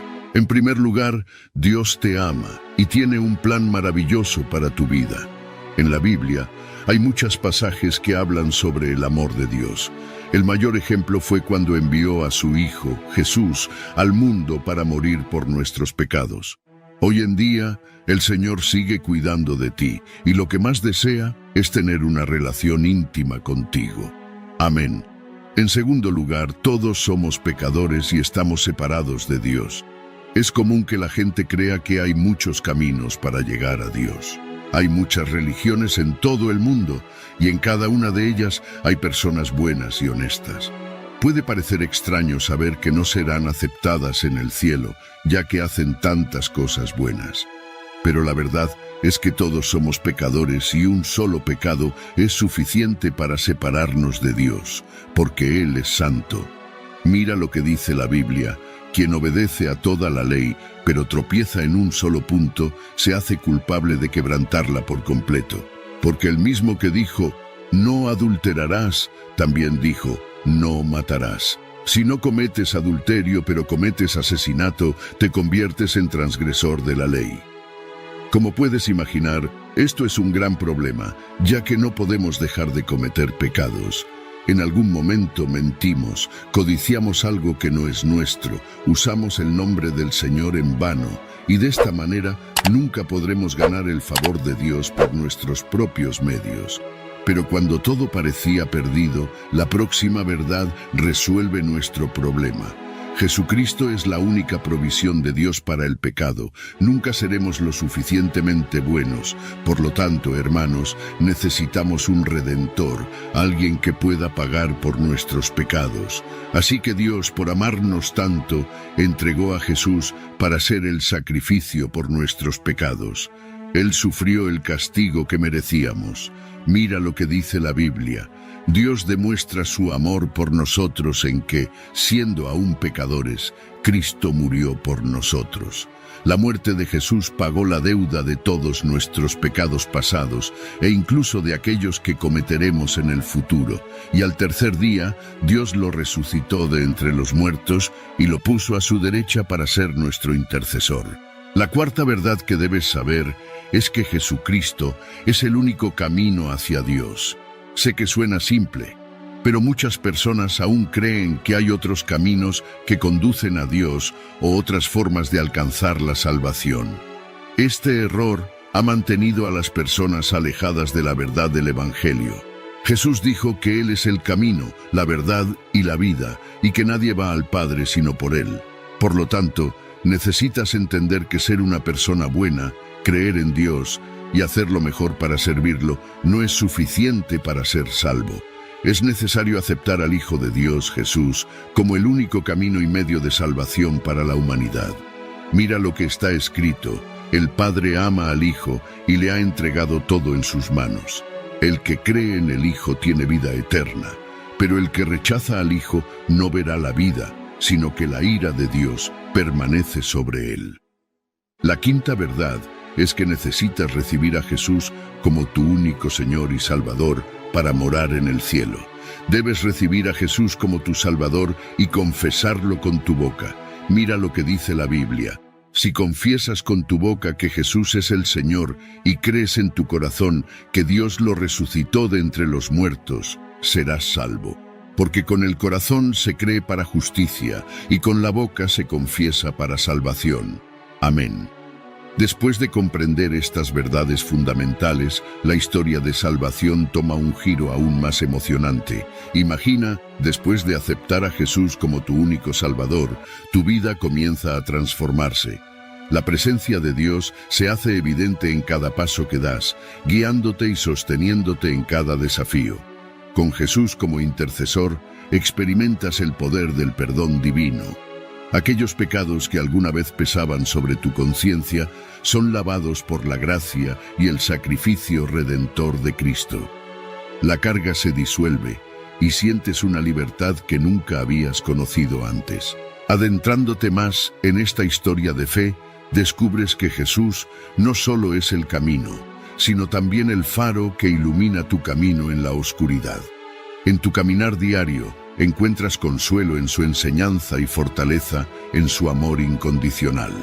La relación íntima con Dios se convierte en una fuente inagotable de paz y alegría. Pero eso no es todo. La historia continúa en el contexto de la eternidad.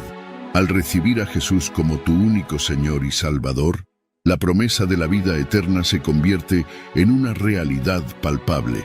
La esperanza de morar en el cielo, compartiendo la presencia de Dios por toda la eternidad, se vuelve la joya más preciosa de tu existencia. Y así, la historia de redención y transformación que comenzó con la entrega de Jesús como sacrificio, culmina en una victoria eterna. Tu corazón, ahora lleno de gratitud y amor por el Salvador, anhela compartir esta narrativa asombrosa con otros, llevando la luz de la verdad a quienes aún no han experimentado el poder transformador de la fe en Cristo. En cada capítulo de esta historia, el amor de Dios se revela de manera más profunda. Así, cada día se convierte en una oportunidad para vivir y compartir esta historia cativante, donde la gracia, el perdón y la esperanza son los protagonistas, y la eternidad se abre ante aquellos que confían en Jesús como el camino, la verdad y la vida. A medida que avanzas en esta emocionante narrativa de fe, encuentras que la presencia de Jesús en tu vida no solo transforma tu presente, sino que también guía tu futuro. Sus enseñanzas se convierten en la brújula que orienta tus decisiones. y su amor incondicional te impulsa a ser un reflejo vivo de su luz en un mundo necesitado. El viaje de la fe se vuelve una aventura constante, llena de descubrimientos espirituales y encuentros divinos. Experimentas la fortaleza de Jesús en los momentos difíciles y encuentras consuelo en su promesa de nunca abandonarte ni desampararte. Además, la historia de tu relación con Jesús se entrelaza con las historias de otros creyentes, formando una red de comunión y apoyo mutuo. Juntos, ustedes comparten testimonios de cómo la gracia de Dios ha transformado sus vidas, creando una hermosa sinfonía de redención y esperanza. A medida que avanzas en esta narrativa de fe, también te das cuenta de tu papel en la extensión de esta historia a aquellos que aún no han escuchado el mensaje transformador de Jesús. Te conviertes en un embajador de la gracia, llevando consigo la buena nueva a aquellos que necesitan experimentar el amor redentor que tú conoces. Y así, cada día se convierte en una oportunidad para ser testigo de la fidelidad de Dios, para ser una luz en la oscuridad y compartir la historia cativante de cómo Jesús, el Salvador, ha cambiado tu vida para siempre. La historia continúa, no solo en tu vida, sino en la vida de aquellos a quienes tocas con la verdad del Evangelio. En última instancia, la historia de salvación que comenzó con la entrega de Jesús como sacrificio, culmina en la promesa de una eternidad gloriosa. Morar en el cielo, en la presencia divina, se convierte en la culminación de esta increíble historia de redención, donde el amor de Dios se revela en su plenitud. Que esta narrativa siga escribiéndose en los corazones de aquellos que, como tú, han encontrado en Jesús la esperanza, la paz y la vida eterna. En la conclusión de esta fascinante narrativa de fe, nos encontramos ante la asombrosa realidad de que la historia de salvación no es solo una experiencia individual, sino una red interconectada de vidas transformadas por el amor de Jesús. Cada capítulo de esta historia revela la gracia redentora que fluye desde la cruz hasta el presente, guiándonos hacia un futuro lleno de esperanza y promesas divinas. La culminación de esta historia se vislumbra en la promesa de una eternidad en la presencia de Dios.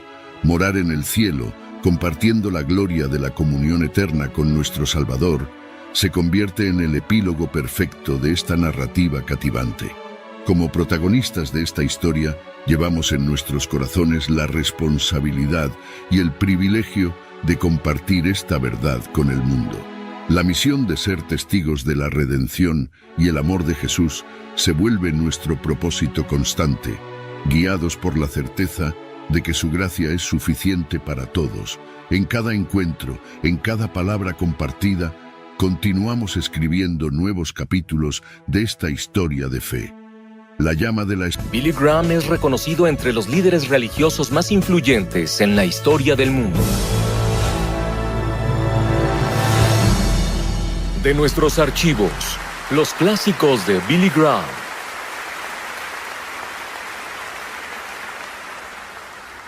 Voy a hacer más corto mi mensaje hoy, porque hace frío aquí. No sé si lo sienten, pero nosotros sí lo sentimos. Y sé que el estadio se llenó hace mucho y llevan mucho tiempo aquí, así que estoy seguro de que algunos están cansados y otros tienen un largo camino a casa. No les quitaré mucho de su tiempo, no es tardado presentar el Evangelio. Escuché sobre un hombre que debía hablar por 20 minutos y habló por 30 minutos. Y después de una hora seguía hablando y el hombre que lo presentó ya no aguantó, así que tomó un mazo y se lo lanzó al predicador. Falló en pegarle y le dio a una mujer en la primera fila. Ella le dijo: "Pégueme de nuevo, lo sigo escuchando".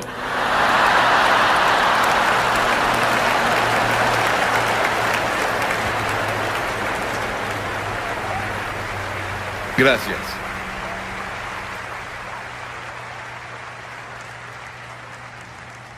Quiero que vayan conmigo al capítulo 12 del Evangelio de Mateo. Capítulo 12 del Evangelio de Mateo. versículo 38, comenzamos. Algunos de los fariseos y de los maestros de la ley le dijeron: Maestro, queremos ver alguna señal milagrosa tuya. Jesús les contestó: Esta generación malvada y adúltera pide una señal milagrosa, pero no se le dará más señal que la del profeta Jonás. Porque así como Jonás estuvo 3 días y 3 noches en el vientre del gran pez, también el Hijo del Hombre estará 3 días y 3 noches en las entrañas de la tierra.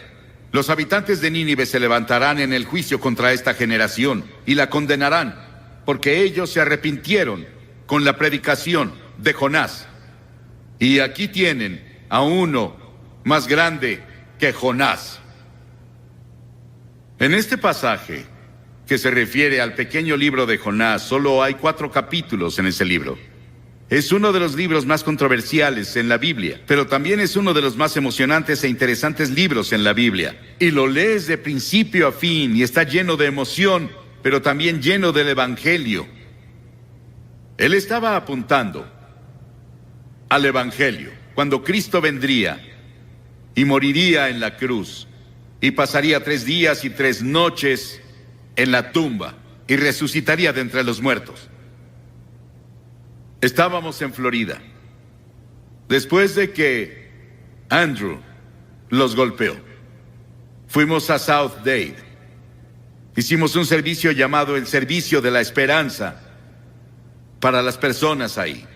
Jesse Jackson estaba ahí. Él llegó y se sentó en la plataforma e hizo una oración. El gobernador del estado nos había invitado. Y vimos una devastación como nunca habíamos visto en ninguna parte. No creo que ni en Hiroshima o Nagasaki en Japón hubieran sufrido peor que lo que ves hoy en el sur de Florida. Pero parece que muchas tormentas y huracanes vendrán este año y otros se formarán en otros lugares.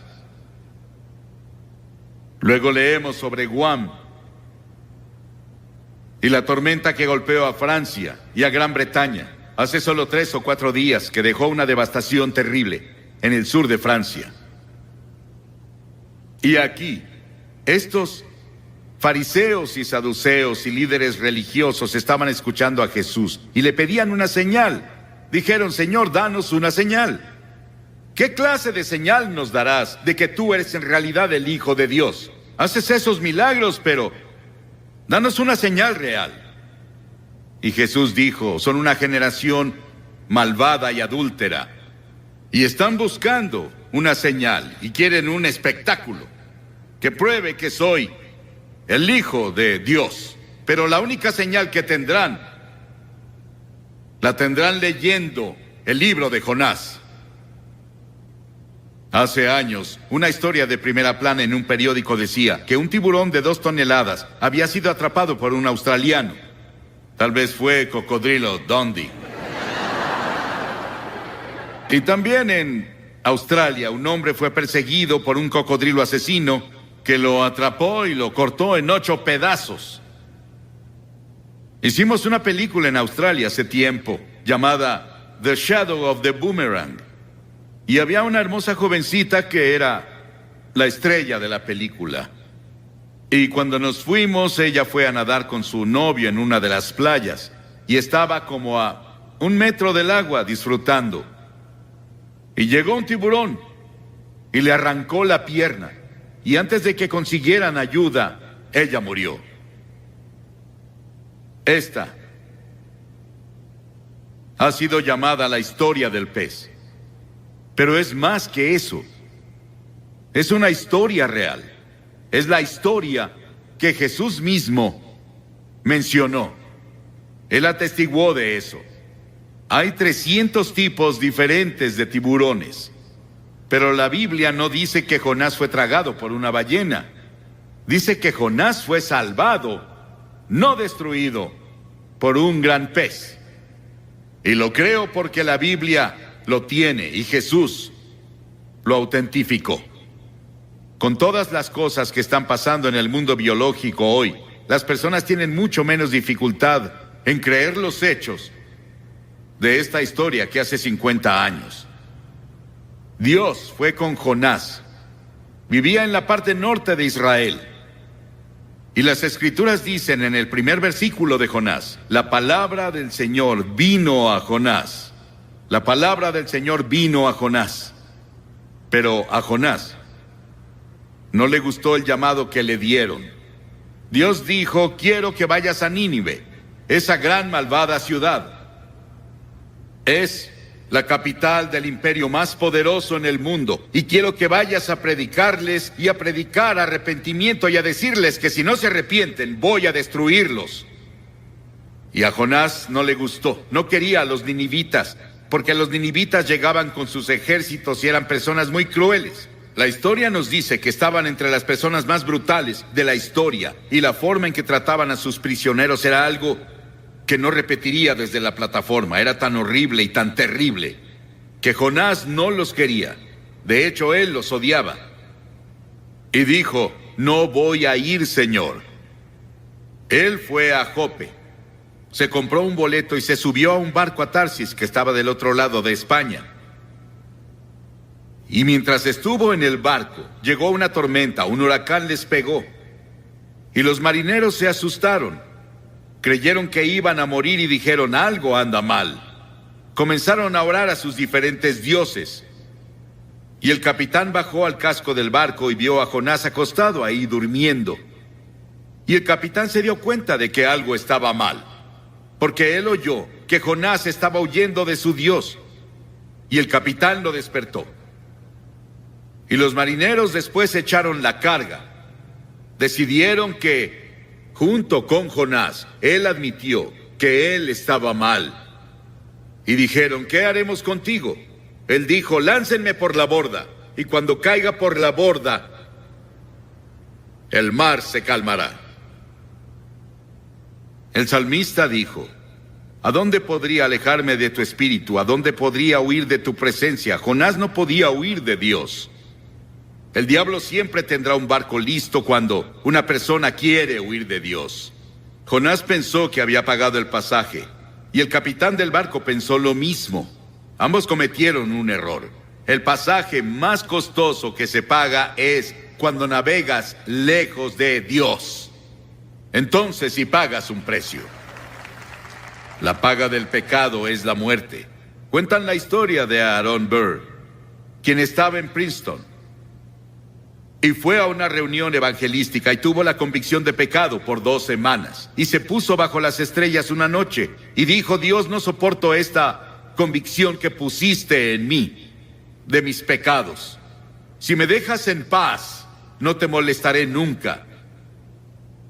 Y desde esa vez nos dijeron que su alma está muerta. Intentó encontrar algo al final de su vida, pero ya era muy tarde. Esos marineros echaron su carga y cayeron sobre Jonás. Y Jonás cambió de opinión, y Dios preparó un gran pez. 3 días y 3 noches tuvo para pensarlo. Qué terrible agonía debió sentir. Hay 2 formas de encontrar juicio: resistir e ir más profundo en tu pecado, o volverte a Dios. Pedro caminó sobre el agua y comenzó a mirar alrededor. Quitó sus ojos de Jesús y dijo, Señor, sálvame.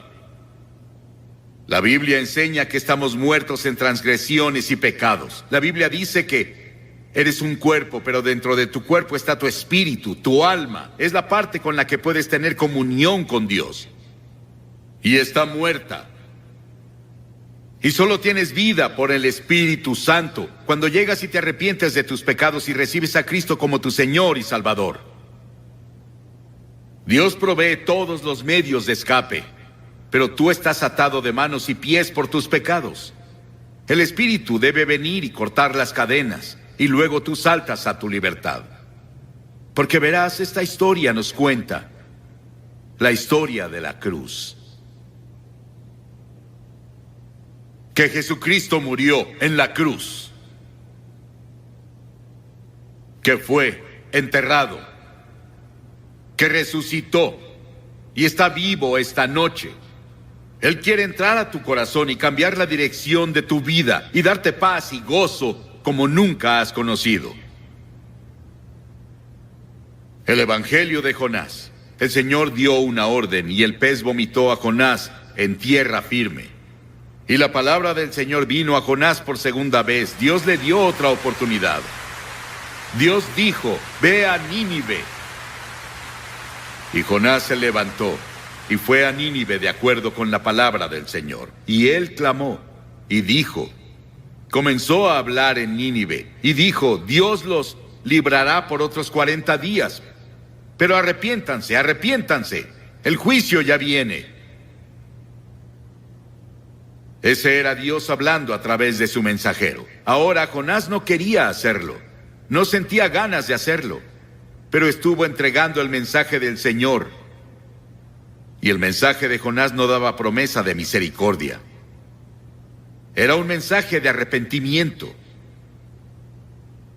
Pero las personas de Nínive creyeron su mensaje.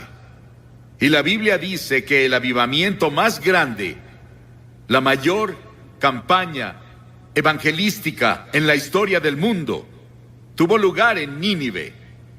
Era una ciudad de tal vez 600,000 personas, más o menos según el comentario que lean.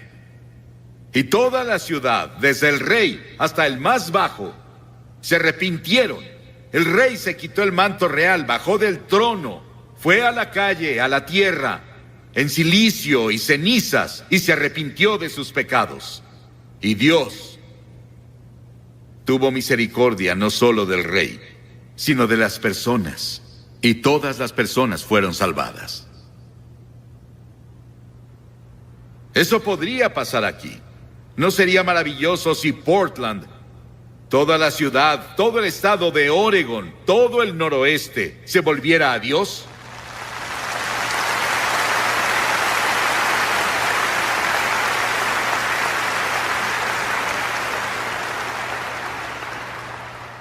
El rey de inmediato proclamó ayuno, y las personas no comieron, no bebieron, hicieron ayuno y oraron.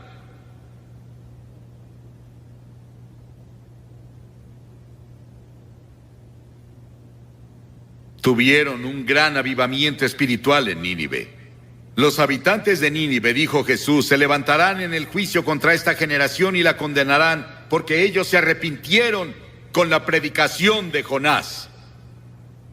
Pero uno más grande que Jonás está aquí. Si ellos se arrepintieron con la predicación de Jonás, ¿cuánto más debieron arrepentirse cuando oyeron el Evangelio de Cristo?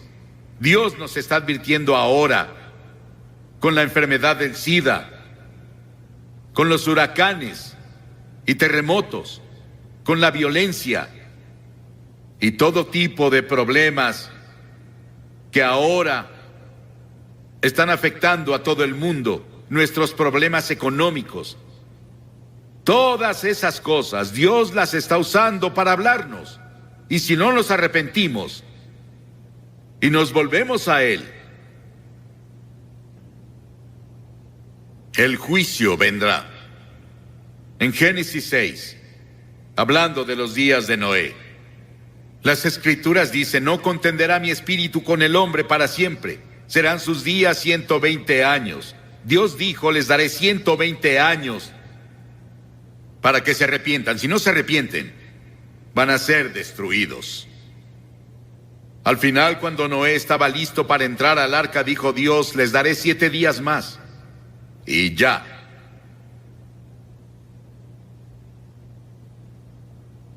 La gracia de Dios es más grande que nuestros pecados. Nínive escuchó a un predicador. ¿Cuántos predicadores has escuchado? ¿Cuántos programas de televisión y radio cristianos has escuchado? ¿En cuántos servicios de iglesia has estado? ¿Cuántas Biblias tienes en tu casa? Nínive solo tuvo una advertencia, un solo servicio. Y toda la ciudad se volvió a Dios.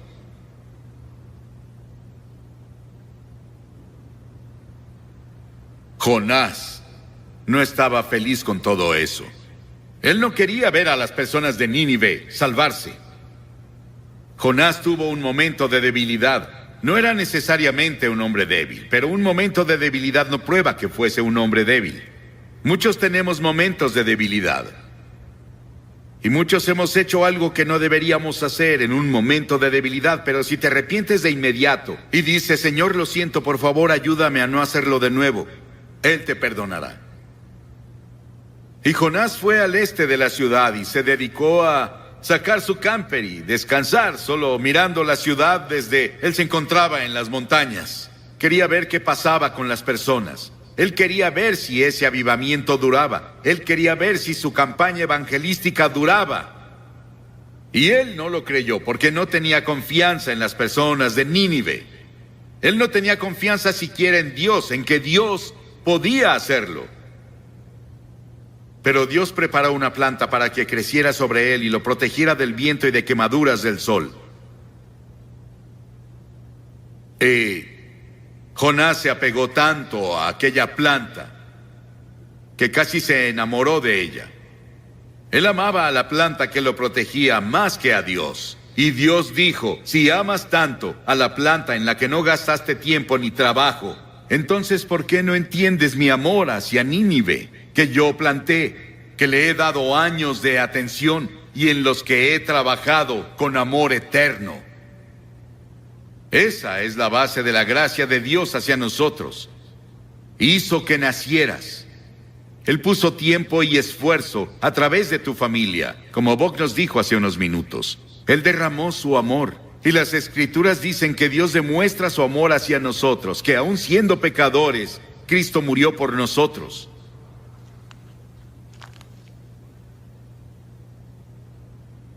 Las cosas que obtenemos de este libro de Jonás. Dios se preocupa por ti. Dios es poderoso y puede usar las fuerzas de la naturaleza para despertarte y llevarte al reino. En Año Nuevo, en 1929, Georgia Tech enfrentó a la Universidad de California en el Tazón de las Rosas. En el juego, un jugador interceptó un pase, pero se confundió y corrió en la dirección opuesta. Un compañero lo tacleó, justo antes de que anotara un touchdown contra su propio equipo. En el medio tiempo, todos los jugadores fueron a los vestidores y se sentaron preguntándose qué diría el entrenador. Ese joven se sentó solo, se puso una toalla sobre su cabeza y lloró como bebé. Cuando el equipo iba a volver al campo para la segunda mitad, el entrenador lo sorprendió cuando anunció que los mismos jugadores que iniciaron la primera mitad iniciarían la segunda. Todos los jugadores dejaron los vestidores, salvo este joven. Él no se movió. El entrenador miró y lo llamó de nuevo, y vio que sus mejillas estaban mojadas con grandes lágrimas de hombre. Y dijo, entrenador, no puedo hacerlo. Lo arruiné. He arruinado y deshonrado a la Universidad de California. Me arruiné yo mismo. No podría enfrentar la multitud en el estadio de nuevo. El entrenador puso su mano sobre su hombro y dijo, Roy, levántate y regresa. Este juego solo va a la mitad. Cuando leí la historia dentro de mí, dije, ¿qué entrenador? Cuando leí la historia de Jonás y leo la historia de miles como él, digo, ¿qué Dios? Que me da una segunda oportunidad. Y a algunos les está dando otra oportunidad esta noche para darle tu corazón y tu vida a Cristo y asegurarte que si mueres te irás al cielo. Voy a pedirte que te levantes de tu asiento ahora y vengas a pararte frente a esta plataforma y digas al venir, abro mi corazón